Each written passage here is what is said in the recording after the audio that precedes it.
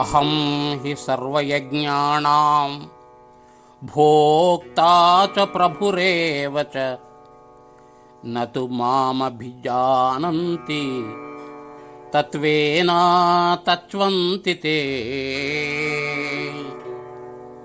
అర్జున,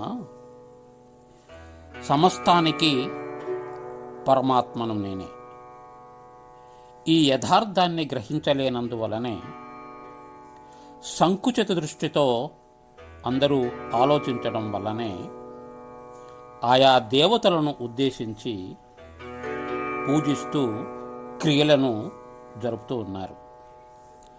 అలా జరపడం వలన, నన్ను అర్థం చేసుకోకపోవడం వలన వారు దిగజారిపోయి, అంటే మళ్ళీ జనన మరణం అనే చక్రంలో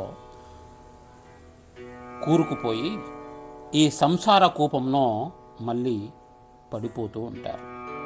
ఇక్కడ మనం అర్థం చేసుకోవాల్సినటువంటి విషయం ఏంటంటే, పరమాత్మను ధ్యానించి పరమాత్మను పొందేవారు తప్ప మిగిలిన వారందరూ పునరావృత్తి, అంటే జననము మరణము, జననము మరణము, ఇది పొందుతూనే ఉంటారు.